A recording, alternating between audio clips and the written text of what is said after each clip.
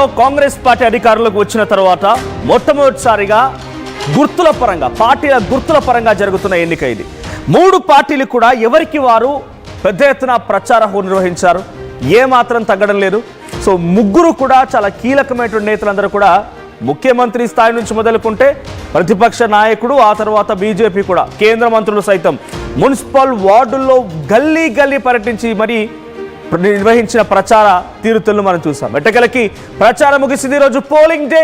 Polling ప్రక్రియ మొదలైంది. Municipal ఫైట్కి సంబంధించి 116 మున్సిపాలిటీలు 7 కార్పొరేషన్లో పోలింగ్ మొదలైంది. 7 గంటలకు ఎగ్జాక్ట్గా పోలింగ్ స్టార్ట్ అయింది. సాయంత్రం 5 గంటల వరకు కూడా ఈ పోలింగ్ ప్రక్రియ జరగబోతోంది. 13వ తేదీన ఫలితాలు ఉండబోతున్నాయి. 16వ తేదీన మేయర్ మరియు చైర్పర్సన్ల ఎన్నిక ఉండబోతోంది. ఇక 7 కార్పొరేషన్లు 116 మున్సిపాలిటీల్లో ఓటింగ్ ప్రక్రియ మొదలైంది. సో ఎక్కడికెక్కడ మా ప్రతినిధులు ఆర్టీవీ సిబ్బంది సిద్ధంగా ఉన్నారు.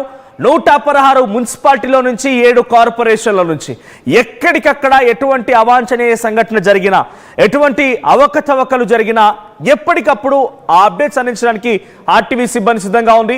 సో 7 కార్పొరేషన్లోని 416 డివిజన్లు, 116 మున్సిపాలిటీల్లోని 2582 వార్డులు, ఇక మొత్తం ఇండిపెండెంట్లు అభ్యర్థులంతా కలిపి 12,930 అభ్యర్థులు బరిలో ఉంటున్నారు.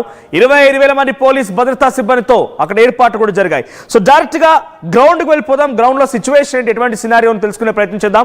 సో ప్రెసెంట్ పోలింగ్ ఉత్కంఠ కొనసాగుతోంది. సో ప్రధానంగా 7 కార్పొరేషన్లు మంచిర్యాల, రామగుండం, కరీంనగర్, నిజామాబాద్, నల్గొండ, కొత్తగూడెం, ఆ తర్వాత ఈ 7 కార్పొరేషన్లు కూడా, ఈ 7 కార్పొరేషన్లో చాలా కీలకమైన ఉత్కంఠభరితమైనటువంటి ప్రచార తీరుతలు చూశారు. సో మున్సిపాలిటీలో కూడా అదే స్థాయిలో ఉంది, కానీ కార్పొరేషన్లంగానే జర ఓటర్ శాతం ఎక్కువగా ఉంటుంది. ఆ తర్వాత కొంత అర్బనైజ్డ్గా, మున్సిపాలిటీతో పోలిస్తే కార్పొరేషన్ అంటే కొంత అర్బనైజ్డ్గా ఉంటూ ఉంటాయి. సో అక్కడ ఎటువంటి వ్యూహరచన చేశారో చూసాం. సో డైరెక్ట్గా అక్కడి నుంచి మంచిర్యాల కార్పొరేషన్లో ఎటువంటి ఎన్నికల తీరుతెన్నులు జరుగుతున్నాయి. So Warangal Jangaon municipality situation ఏంటి, కరీంనగర్ కార్పొరేషన్ సిచ్యువేషన్ తెలుసుకుందాం. ముందుగా ఆదిలాబాద్ నుంచి ప్రతినిధి రవినాయక్ సిద్ధంగా ఉన్నారు. రవినాయక్, ఆదిలాబాద్ జిల్లా పరిధిలో ఉన్నటువంటి మున్సిపాలిటీలు మరియు కార్పొరేషన్, మంచిర్యాల కార్పొరేషన్ ఎటువంటి విధంగా ఎన్నికల తీరుతెన్నులు కొనసాగుతున్నాయి? 7 గంటలకు ప్రారంభమైన పోలింగ్ తర్వాత ఇప్పటికీ అక్కడ పోలింగ్ బూత్ల దగ్గర ఓటర్లు కానీ రాజకీయ నాయకుల యొక్క హడావిడి ఎలా ఉంది?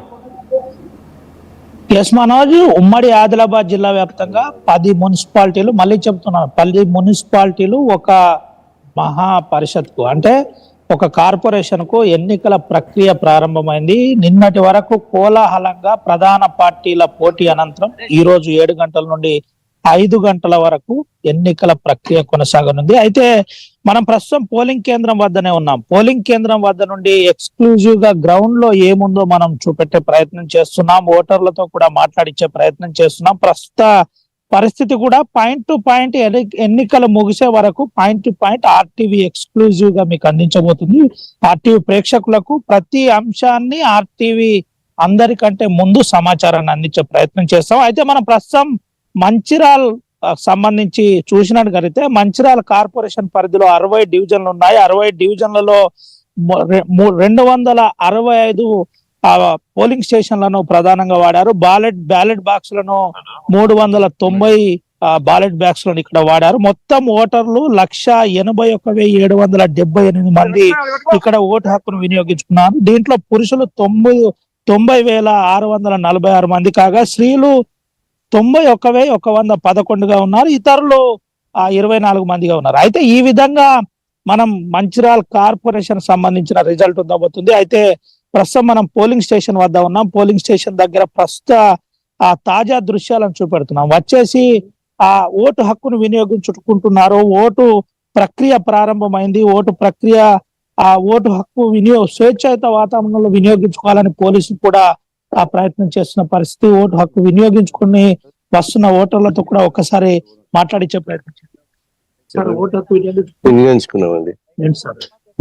ఎట్లుంది సరే? మార్నింగ్ ఎర్లీ అవర్స్ అంటే ఇప్పుడు కొంచెం తక్కువ ఉంది. కొంచెం అయిపోయి ఇంకొక 1 అవర్ అయితే క్లౌడ్ పెరుగుతుంది. అంత మంచిగానే ఉంది. లోపల అందరూ సరిగానే వర్క్ చేస్తున్నారు.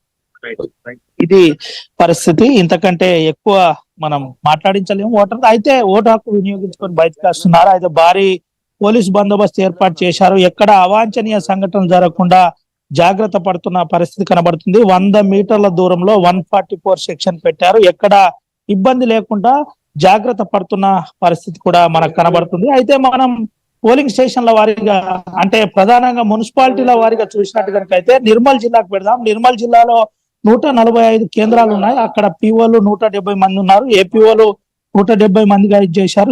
సిబ్బందిని 522 మంది సిబ్బందిని కూడా ఏర్పాటు చేశారు. నిర్మల్లో 174 మంది పిఓలను పోలింగ్ కేంద్రాలు ఉన్నాయి. దీంట్లో పిఓలు 89 మంది ఉండగా ఏపీఓలు 89 మంది ఉన్నారు. ఓపీఓలు వచ్చేసి 226 మంది ఉన్నారు. ఖానాపూర్ లో 25 పోలింగ్ కేంద్రాలను ఏర్పాటు చేశారు.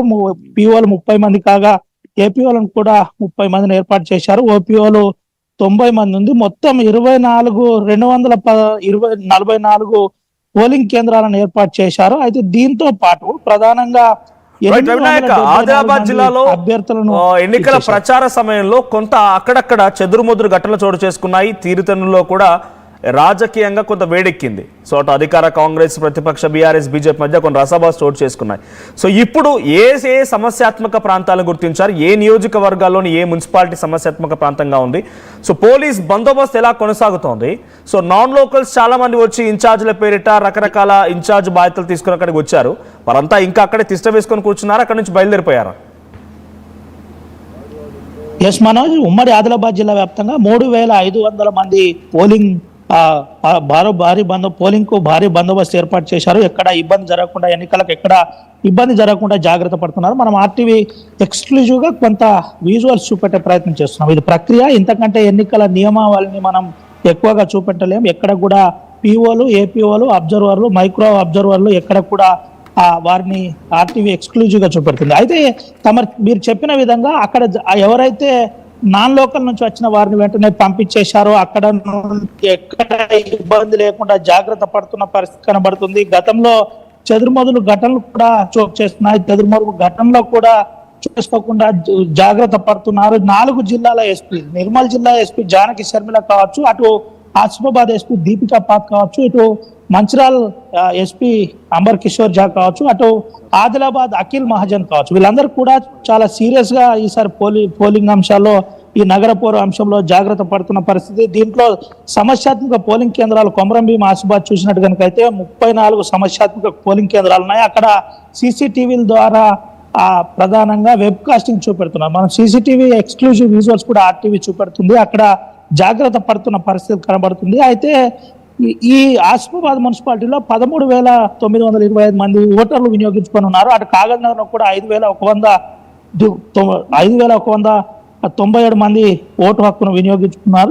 ప్రధానంగా 113 పోలింగ్ కేంద్రాలు, 125 CCTVలను వెబ్ కాస్టింగ్ ద్వారా చూస్తున్న పరిస్థితి కనబడుతుంది. మంచిర్యాలలో ప్రధాన అంశాలు 60 డివిజన్లలో ఎక్కడ అవాంఛనీయ సంఘటనలు చోటు చేసుకోకుండా జాగ్రత్త పడుతున్న పరిస్థితి. 113 పోలింగ్ కేంద్రాలను ఏర్పాటు చేశారు. 128 CCTVలను ఏర్పాటు చేసినట్టు మనకు జిల్లా అధికారులు చెబుతున్నారు. ఇటు మనం